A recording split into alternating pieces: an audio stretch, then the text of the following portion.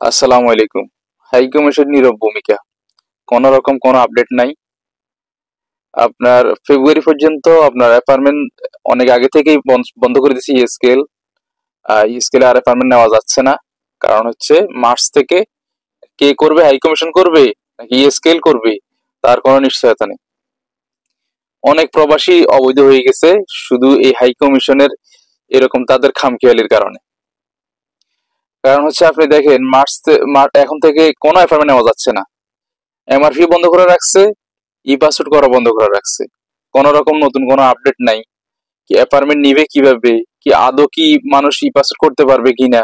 এবং শুধু সেইটাই না, ওনারা অক্টোবরের পরে যে বন্ধ আপনার পোস্ট ক্লাসের মাধ্যমে জমা দেওয়ার সিস্টেম বন্ধ করে দেওয়ার পরে তার আগে যেগুলো জমা হয়েছে এখনো পর্যন্ত ওগুলোর কোনো আপডেট নাই। অক্টোবরে অনেকেই পাসপোর্ট জমা দিচ্ছেন, দেখা যায় যে ওই পাসপোর্ট গুলা দেখা যায় যে এখনো পর্যন্ত অনলাইন হয় নাই। অনেকের বিচার মেয়াদ শেষ হয়ে যাইতেছে। আজকে এতদিন ওনারা এখনো পর্যন্ত স্লিপ নাম্বারটা পর্যন্ত এখনো তারা পায়নি।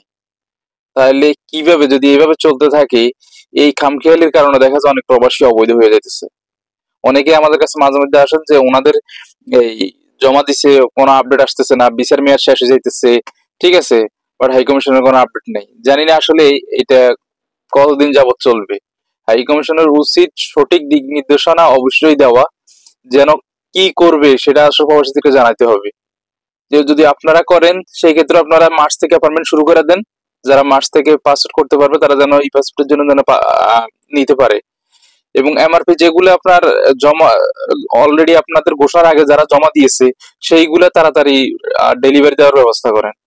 না হলে এভাবে যদি নীরব ভূমিকা পালন করলে কিন্তু অনেক প্রবাসী অলরেডি অবৈধ হয়েই গেছে, অনেকের সামনে আরো হয়ে যাবে।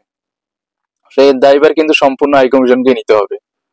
সো আশা করি খুব দ্রুত হাই কমিশন এই বিষয়ে আশা করি ওনারা একটা আপডেট দিবেন, কি করবেন এবং যেগুলো এখনো হয় নাই এগুলো কবে নাগাদ পাসপোর্ট গুলা পাবে, সেই বিষয়ে আশা করি তথ্য অবশ্যই শেয়ার করবে হাই কমিশন।